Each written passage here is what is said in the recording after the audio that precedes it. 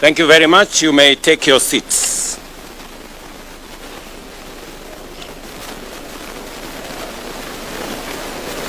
The Right Honorable Raila Odinga, Mr. Chancellor William Bernard Gitunga, Ministers present, Principal Secretaries present, the University Council and Management, the student fraternity, distinguished ladies and gentlemen, good afternoon. Hamjambo.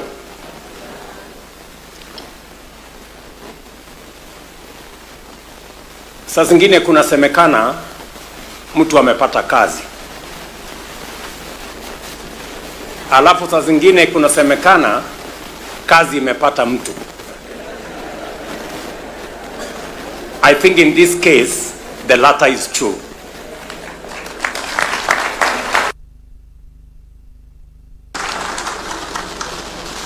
Mimi nimeona ya kwamba kazi ya Chancellor imepata mtu. And it is with great pleasure to join you on this historic occasion marking the installation of the second Chancellor of the Co-operative University of Kenya. Today's ceremony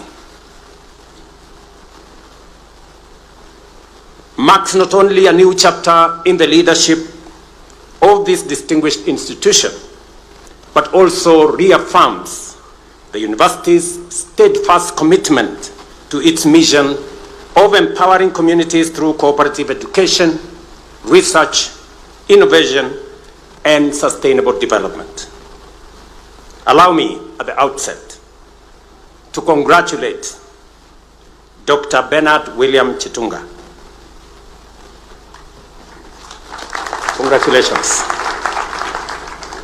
Raila Odinga called him young man.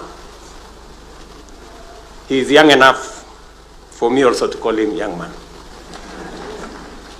Your elevation, Dr. Gitunga, to this role is both historic and symbolic, reflecting our collective conviction that young people are not merely leaders of tomorrow, they can also lead today. As government, we are intentional about integrating young people into leadership to unlock their innovation, energy, and bold thinking in shaping our country's future. I think if there is boldness and courage we have seen in the vision of Dr. Gitunga. Ladies and gentlemen, the Cooperative University of Kenya holds a unique and important place in our national development journey. For over 70 years, it has been a vital engine for molding skilled human capital and producing knowledge systems that uplift communities. Its foundation in the cooperative values of equity, democracy, solidarity, and mutual responsibility has ensured that its focus remains grounded in making a real impact on people's lives and driving grassroots transformation. The university's impact is evident in the professionalism it brings to cooperative governance, the training of strategic leaders for MSMEs, and its robust research and policy work that strengthens institutions at the foundation of our economy. This is, in my very honest opinion, true empowerment, people-centered, local, and transformational. Our agenda is to build on the productivity of every Kenyan. During nationwide consultations, Kenyans expressed a desire not just to share the national cake, but also to be empowered to bake it. This calls for accessible, practical, future-oriented education. Education that imparts skills, nurtures enterprise, and equips citizens to organize collectively. The cooperative university is uniquely placed to deliver on this. Accordingly, we are implementing a sustainable higher education funding model to ensure that every learner, regardless of their background, has a fair chance to pursue their academic ambitions. Through institutions like this cooperative university, we're empowering communities with the tools and knowledge to participate meaningfully in national development and wealth creation. I have heard very carefully what both the Chancellor and the Vice Chancellor has said, and all the other leaders that have spoken before me, on matters education.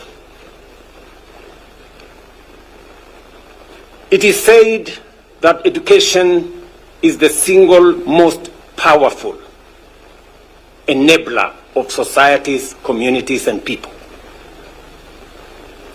And that is the reason why my first job in office as president was to find out, to ask the reason why we have difficulties in our education system. I did put together a presidential task force that gave us a roadmap that spent almost 8 months with many stakeholders. I was briefed that they got 32,000 different presentations. And when I came into this university this morning, I asked the Vice Chancellor to give me feedback on the work that was done by the task force, and that I did decide that it was time to implement. And the Vice Chancellor told me, Mr. President, things are different. We have paid all our workers. We have paid all our taxes. We don't have debts with suppliers. The university is different. There is a small problem, however. Some of the students complain that they have been put in the wrong band. That is the feedback I got from the Vice Chancellor. And I told him, because they had a retreat, which I had instructed the ministry, because I wanted feedback from the runners, from the managers of our universities. So they had a retreat, and soon they will be giving me a feedback on the good, the difficult, what needs to be changed.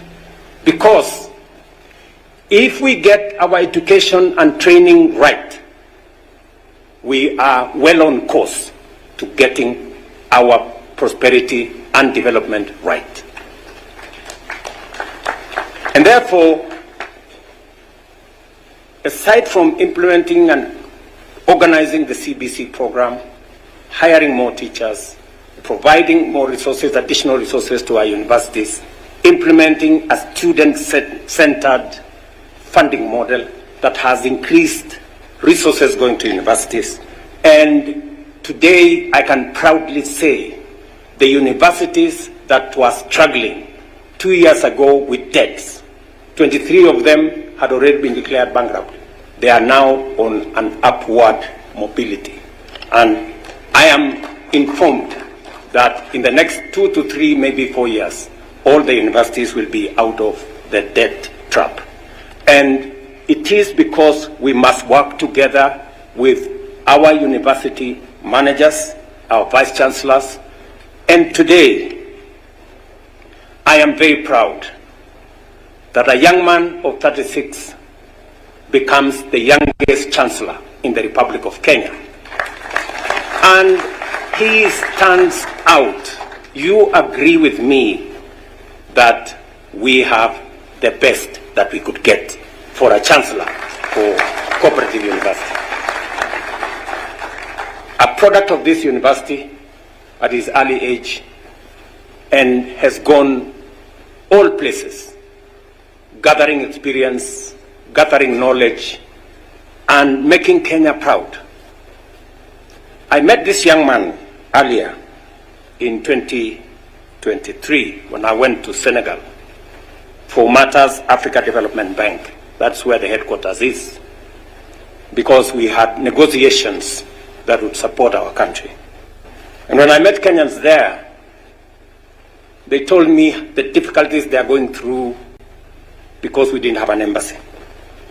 And I singled out Gitunga because he was precise on what needed to be done. The rest is history. We now have an embassy in Senegal. Again, I went to China a year ago in the process of negotiating things to do with our country.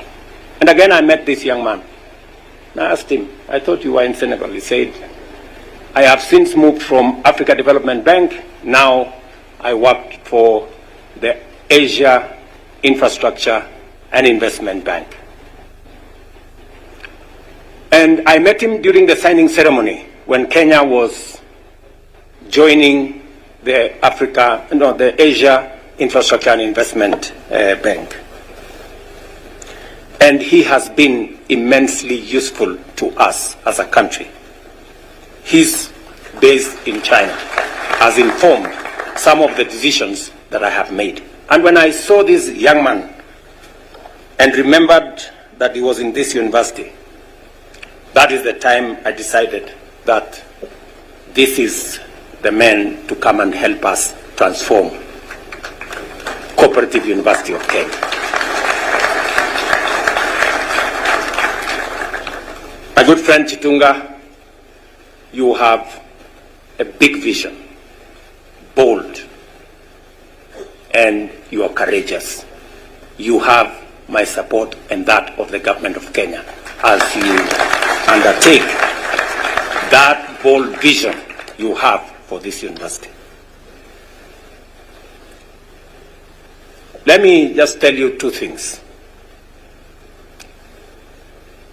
As our former Prime Minister said, savings is a very important component of any meaningful progress of our country. Just to give you statistics, savings as a percentage of GDP in Kenya today is between 10 and 12%. Savings as a percentage of GDP in China, where Chitunga works, is 55%.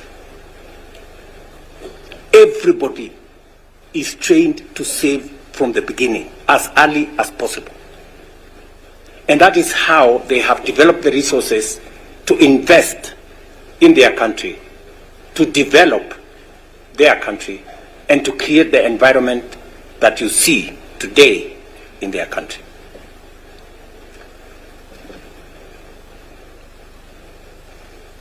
I undertook to the people of Kenya that I was going to change the savings culture, and we are going to change the savings infrastructure in Kenya. You all remember, everybody used to pay NSSF 200 shillings. Everybody in Kenya, 200 shillings. And the employers used to pay for them 200 shillings. Until 2023. That is 2 years ago. And it was okay. It was okay. We are paying 200 shillings. Explain to me why 200 shillings is okay. How is 200 shillings going to amount to a saving? So I said we were going to change this. And today, every Kenyan, like what is going on in Uganda. For your information, Uganda has a bigger social security fund than Kenya, although they have a quarter of our economy. Tanzania has a bigger national social security, although they have 50% of our economy. Why? Because they made the right decisions about saving. In Uganda, everybody saves 10% of their salary. In Tanzania, everybody saves 8% of their salary. in Kenya we were saving 200 shillings. And it was supposed to be okay. And I was supposed to do nothing about it. Really? So, we made the right decisions. Today, every Kenyan is saving 6% of their salary. And every employer is saving on behalf of their employees 6% of their salary. And look, I will give you some statistics. You can go and account a check. From independence up to 2023, we saved 320 billion in 60 years, right? But in just 2 years, from 2023 up to 2025, today, we have saved 280 billion. By the end of this year, we will have doubled the money we saved in 60 years. And by 2027, yes, by 2027, we will have saved 1 trillion shillings. Because we have made some bold decisions. That is why I encourage you, Dr. Gitunga. What you have said to many people here seems impossible. I want to encourage you, it is doable, it is possible. Go ahead. You have my support and that of the government of Kenya. Many of these people here will not believe what I'm saying. Yes. But you will be shocked. Go check the statistics. So that is how to transform a nation. And I'm very proud of it. Because I'm going to confound the naysayers. Secondly, Dr. Gitunga, as we transform the nation, the cooperative movement is very important. And I like what you have said about research and about innovation and about AI and what your plan is in that space.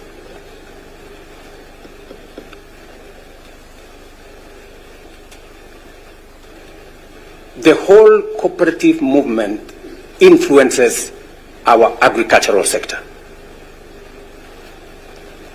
And our agricultural transformation must be underpinned by the transformation in the cooperative sector. And that's the reason why CS Oparanya and his team are working on the cooperative bill that is currently in Parliament, informed by the cooperative movement, including input from the Cooperative University. I am looking forward to signing that bill into law so that we can leverage on the efficiency and the capacities that exist in our cooperative movement to help us steamroll and turbocharge the transformation of our agricultural sector. Just to give you some statistics, the agricultural sector, we have, because of God's blessings on rain, interventions we have made in inputs, fertilizer, seeds, and others, we've seen growth in the agricultural sector. That growth will be enhanced if we organize the cooperative sector better. And that is why the cooperative bill currently in Parliament is very important. We've seen, for example, growth in the maize sector. We've moved from 40 million bags to 72 million bags. You've seen earnings from tea went up from 170 billion to 215 billion. You've seen coffee sector prices of coffee has moved from 50, 60 shillings a kilo to 100, 140 shillings a kilo. You've seen in the sugar sector, we are witnessing the biggest transformation. Ordinarily, we would be importing between 300,000 and 400,000 tons of sugar into Kenya. This year, we imported less than 100,000 tons. Why? Because our productivity grew from 490 metric tons, go look at the statistics that Kenya Sugar Board, to 815 metric tons. We just concluded the commercialization of the 5 sugar mills owned by government. My opinion is government has no business owning sugar mills. It should be run by people who understand it in the private sector. We've just concluded that exercise, and you will see the transformation that is going to come from the sugar sector. It is my belief, and we are working towards making sure that in the next 3 years or thereabout, Kenya should be a net exporter of sugar. We should not be importing sugar into Kenya. We have what it takes to export sugar from Kenya. I'm saying this, Dr. Jitunga, to encourage you that this country needs bold, courageous leaders like you to move it to the next level. People who believe in this country, citizens, patriotic citizens, who will do their best, stop at nothing in the transformation of the country. Finally, when I was in China with this good friend, many people thought, oh, William Ruto has gone to negotiate for more loans. Yeah. Listen to me and listen to me carefully. You've heard this young man speak here. He has not said he's going to look for loans. He has not said he's going to look for money for government. He has said he's coming to me to look for no objection, letter of support. Because he wants to transform this place using private-public partnerships. And you have seen him with some of the partners that he's going to work with. That is the way to the future. The road we have, you saw listed from Rironi all the way to Malaba through Nakuru, is not going to be built. Is not going to be built using loans to the government of Kenya. Unasikia? It is going to be built using a toll infrastructure, public-private partnership, investment. That is what is going to build that road. The railway you saw put in the framework that we negotiated in China, from now Naivasha all the way to Uganda, is also going to be built not by loans to the government of Kenya, but it's going to be built by investments.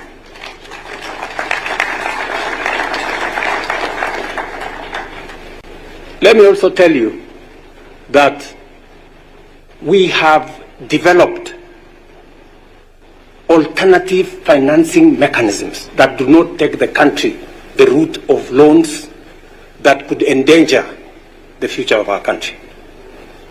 And I have been resolute in saying that we must find alternative financing mechanisms. Today, you have heard the announcement in our housing fund program. We have decided as government to support the education sector with student hostels. And Cooperative University is going to be a beneficiary. We're going to have a hostel facility here that will accommodate 2,520 students. It's going to happen in every university in Kenya and every Tibet, and we are going to finally go to every Kenya Medical Training Center. Our first batch of investment is to build hostel spaces for 130,000 students in universities, colleges, and Tibet. And that money is not money that is borrowed. Right? It's not loans. We're not going to build a hostel for you here using loans. We are going to use money we have raised, our own local resources. That is how to build the country. It is the money we are using to build all the housing units. It's the money we are using to build 400 markets. Not loans, resources raised by Kenyan taxpayers. That is how we are going to change this country, good people. So, I don't mind the accompanying ceremonies, but we must transform the nation.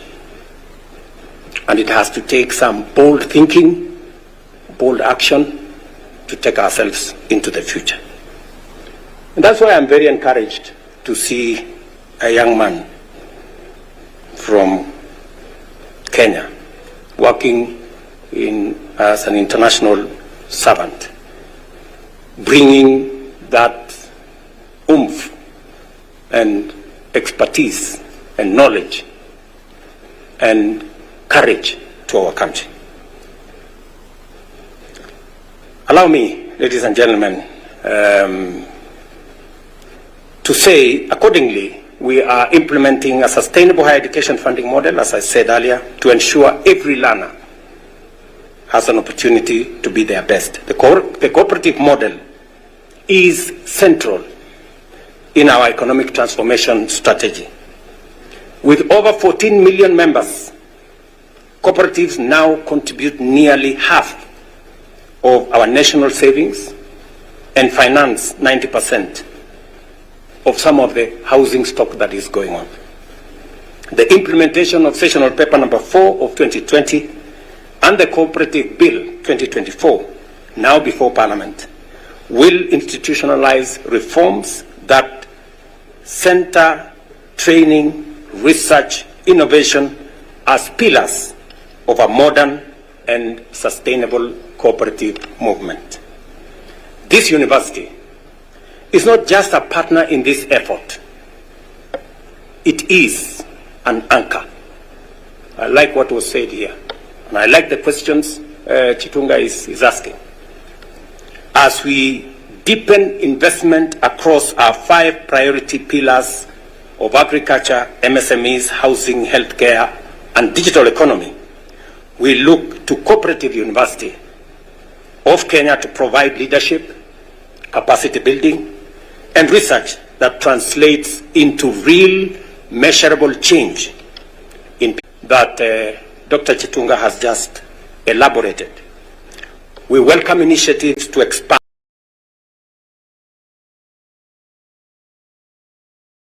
additional land for flagship projects, including the proposed Cooperative University Innovation Hub, a facility dedicated to research, training, incubation, and community empowerment at the heart of the cooperative movement. Ladies and gentlemen, the Cooperative University of Kenya must continue to serve as a national resource, a catalyst for social equity, and a laboratory for economic transformation, and a beacon of hope for communities it serves. Empowering communities is not merely a slogan. It is a strategic imperative in building an inclusive, sustainable, and just Kenya. The government of Kenya stands firmly with this institution, and we will continue to support your programs, invest in your growth, and co-create pathways to prosperity for every Kenyan household. To Dr. Chitunga, Mr. Chancellor, the University Council, Management, Senate, faculty, staff, and students, I wish you great success as you carry forward the noble mission of knowledge creation and community transformation. Asanteni sana, and God bless you. Another round of applause for His Excellency for that wonderful speech.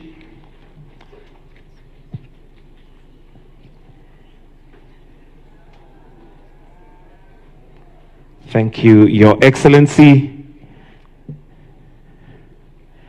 And at this point, allow me